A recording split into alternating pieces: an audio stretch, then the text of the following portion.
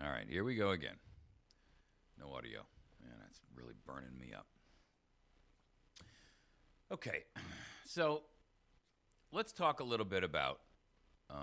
Actually, I can play you the audio. I could do it manually. So you're not satisfied? Say you want more for your money? Tell you what I'm gonna do. Why surely, Mo? Absolutely. All right. So the goal here of this particular segment that we're going to talk about this morning is to raise the questions in your mind that what we're seeing here is not what we should be accepting. What's being done to us, and it's being done to us with drastic frequency or an increase in frequency, and with ever greater heavy-handedness. There was a piece that I found this morning that I kind of liked. It was by a guy I kind of admire, and I admire his thought process. His name is Andrew Napolitano. You may have known of him as Judge Napolitano. And he's done this thing called What If for a while that has really, I featured one or two previous ones. But I didn't find this one on video. I could only find it in writing. So I'm going to throw it out there for you. What if politicians think secrecy trumps the Constitution? What if the National Security Agency, the NSA, knows it's violating the Constitution by spying on all Americans without showing a judge probable cause of wrongdoing or identifying the persons it wishes to spy upon as the Constitution requires? What if this massive spying has come about because the NSA found it too difficult to follow the Constitution? What if the Constitution was written to keep the government off the people's backs? But the NSA and the President and some members of Congress have put the NSA not only on our backs, but in our bedrooms, kitchens, telephones, and computers. What if when you look at your computer screen, the NSA is looking right back at you? What if the NSA really thought it could keep the fact that it is spying on all Americans and many others throughout the world secret from American voters? What if Congress enacted laws that actually delegate some constitutional powers to elite congressional committees, one in the Senate and one in the House? What if this delegation of power is unconstitutional because the Constitution gives all legislative powers to Congress as a whole, and Congress itself is powerless to give some of its power away to two of its secret committees? What if the members of these elite committees who hear and see secrets from the NSA, the CIA, and other federal intelligence agencies are themselves sworn to secrecy? What if the secrets they hear are so terrifying that some of these members of Congress don't know what to do about it? What if the secrecy prohibits these congressional committee members from telling anyone what they know and seeking advice about these awful truths? What if they can't find a spouse, a lawyer, a priest in confessional, a judge when under oath in a courtroom, other members of Congress, or the voters who sent them to Congress? What if this system of secrets, with its promise not to reveal them, has led to a government whose spies have intimidated and terrified some members of Congress? What if one member of Congress, say Jay Rockefeller, a Democrat from West Virginia, wrote to then Vice President Dick Cheney and voiced fear that totalitarianism was creeping into our democracy? What if he wrote that letter in his own hand because he feared he might be prosecuted if he dictated it to his secretary or gave it to his secretary to type it up? What if he was terrified to learn what the spies told him because he knew he could not share it with anyone or do anything about it? What if the NSA's chief apologist in Congress, Senator Dianne Feinstein, a Democrat from California, took to the only safe place in the world where she could reveal what she learned from the spies and not be prosecuted for violating her oath of secrecy? What if that place is the Senate floor? And what if, while there, she revealed that she approved of the NSA spying on all Americans, but disapproved of the CIA spying on her staff? What if it is unlawful and unconstitutional for the CIA to spy on anyone in the United States, whether private citizen, illegal alien, or member of a Senate staff? What if the equality of the branches of government is destroyed when one of them spies on the other? What kind of a president spies on Congress? What kind of members of Congress sit back and let themselves become victims of spying? What if Congress could stop all spying on all Americans by a simple vote? What if Congress could stop the president from spying on its own members with a simple vote? What if Congress is afraid to take that vote? What if secret government is unaccountable precisely because it is secret?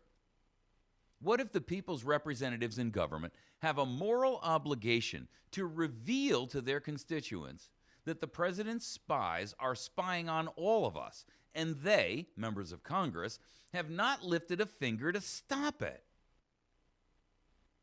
Would we all vote differently if we knew the secrets the government has shared with a select few, but kept from the rest of us? What if your own representatives in the House and the Senate are lying to you because of fear of the consequence of revealing secrets? What if the NSA chief claimed to a congressional committee, one of those with which he secretly shares secrets, that all of this spying has stopped 57 terror plots? What if the next day he changed that number to 3 plots? What if he has declined to say what those 3 plots were? What if a federal judge found out all this spying has not prevented any identifiable plot? What if all this spying doesn't work? What if the NSA has too much data about all of us? What if the president knowingly declined to uphold the Constitution and instructed his spies to do the same?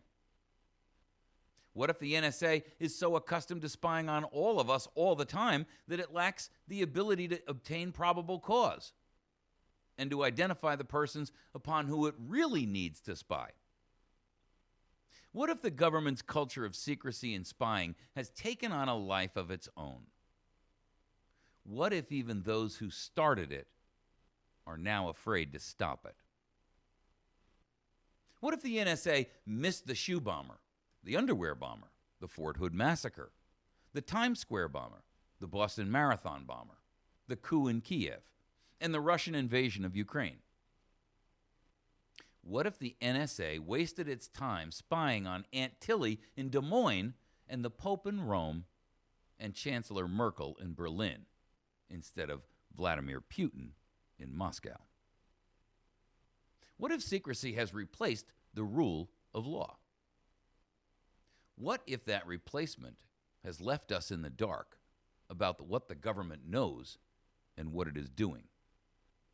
What if few in government believe in transparency? What if few in government believe in the Constitution? What do we do about it?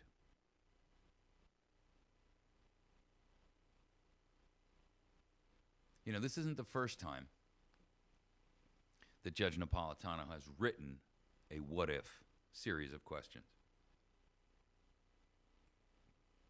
He has to couch it that way, because if he didn't, and he made these as accusations, he could be arrested. He could lose his job.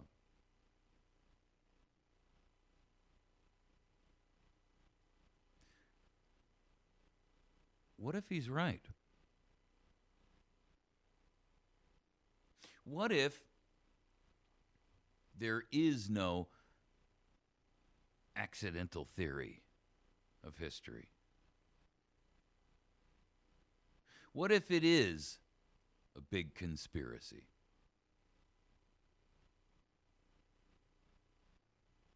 What if we deny to ourselves that that's the case until the pincer closes behind us? What do we do then?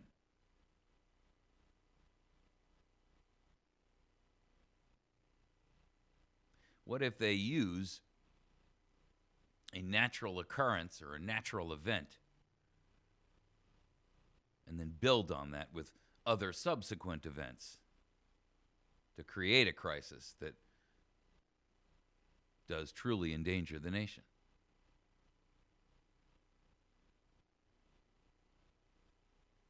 What if all of this financial slide that's going on right now and this unrestrained debt, what if the Republicans who just approved a blank check for Obama for another year and a half till 2015 with no caps and no limits was intended to crash our economy? What if they've been promised a seat at the table of whatever you want to call it that will rise from the ashes of liberty and freedom and a constitutional nation?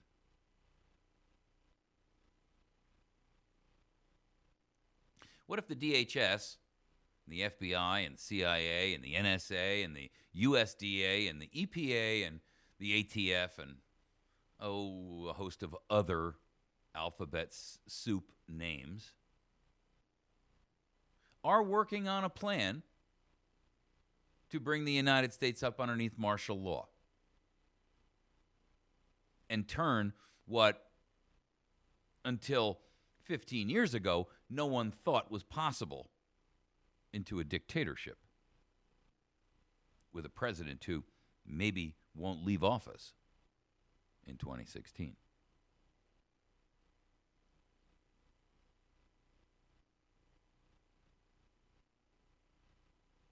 What if the courts, who ordinarily we would fall back on as our protector and defender, know and refuse to help us?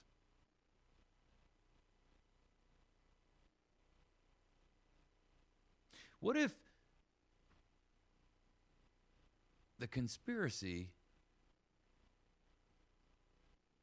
is bigger than any of us possibly could have ever dreamt of? What if it goes higher than your wildest fears?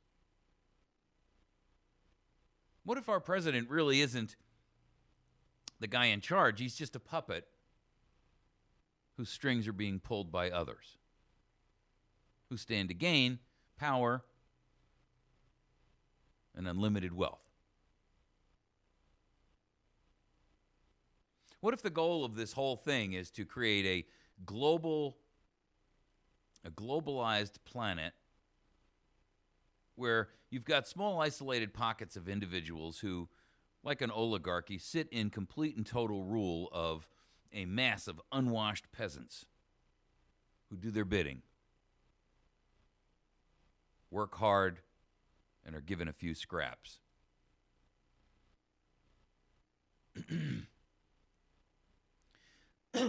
What if our education system has been used for decades now to ingrain in us a willingness to accept that which our fathers and our forefathers would have shot these bastards over?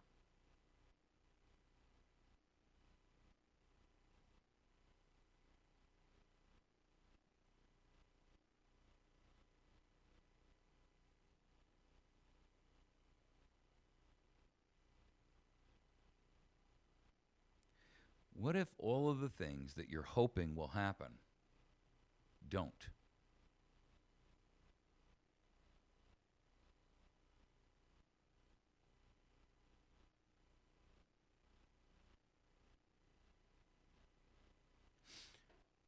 What will you tell your child when your little boy says to you,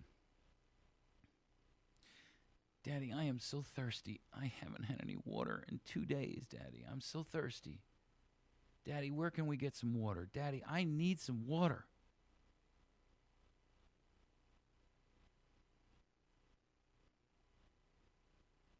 What will you tell your daughter when she says, Mommy, have we found any food? Has Daddy been able to find any? Mommy, we haven't eaten in days, Mommy. Mommy, I've never been this hungry, and I'm cold.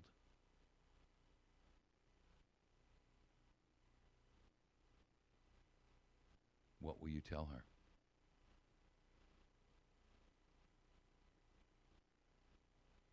What will you tell your wife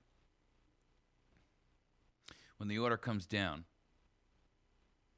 that she has to go to one camp and you have to go to a different camp? Because you have been ruled to be dissidents.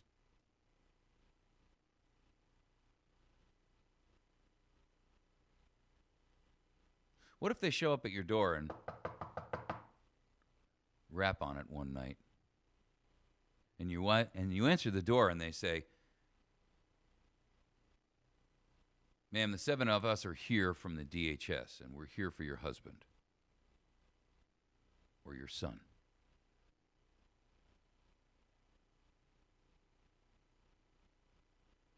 Will you let them in? Or will you, knowing the catastrophe that is about to befall your family and our nation, slam the door, draw a weapon, and fight for your very life?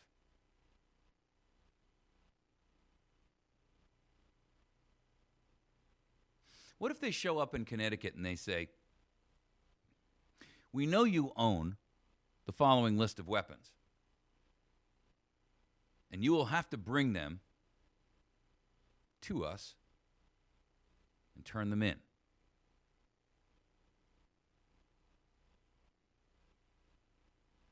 What will you do?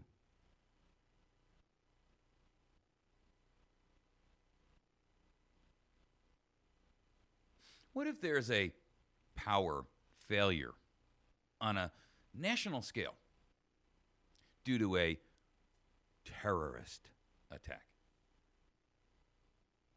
And there are only isolated pockets of power, and the major cities can't seem to get the power back up for any period of time. And the trucks stop rolling, and your local Walmart has no food, and your local grocery store shelves are empty, and your wife is out of medication, and it doesn't look like there's going to be any arriving anytime soon.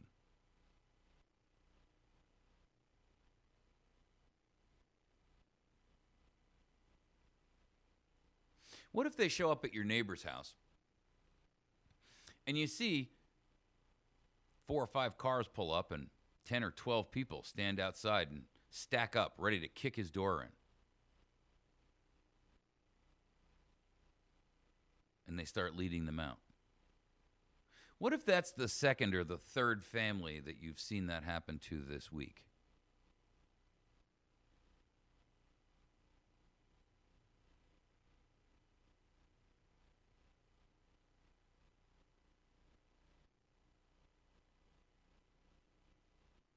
What if you sit in silence while these things deteriorate around us because you fear losing your job and you're afraid they'll take your home if you don't pay the bills?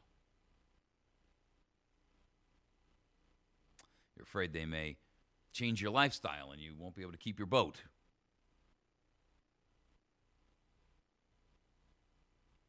Pay the credit card bills. for a bunch of stuff that, frankly, you didn't really need in the first place and probably don't even use.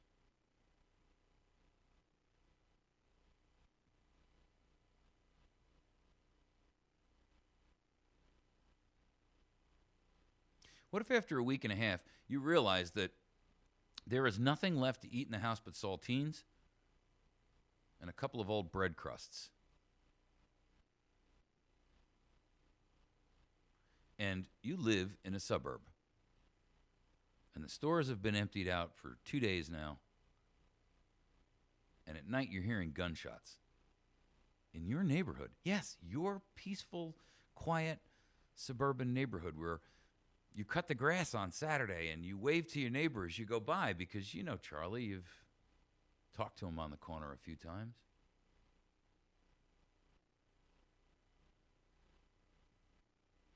And what if it's Charlie who comes over and says,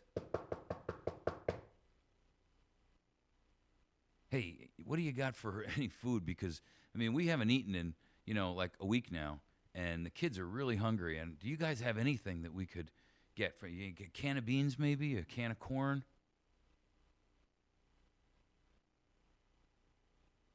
And what if you do?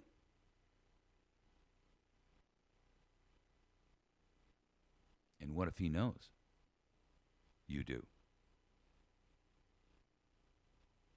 What if Charlie comes over, not knocking on the door and asking politely, but what if he stands out in the front yard and says, I know you got a lot of food in there, and you better send some out here because there's a whole bunch of us who haven't eaten in days, and you and your family are not going to sit here and watch our family starve.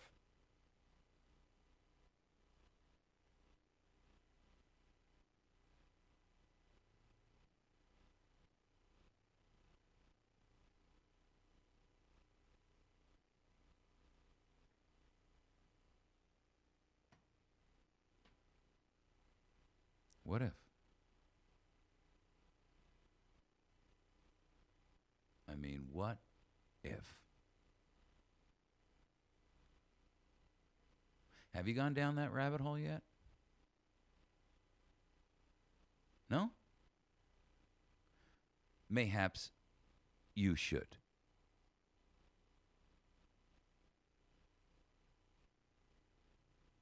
You've been listening to America's Voice Now.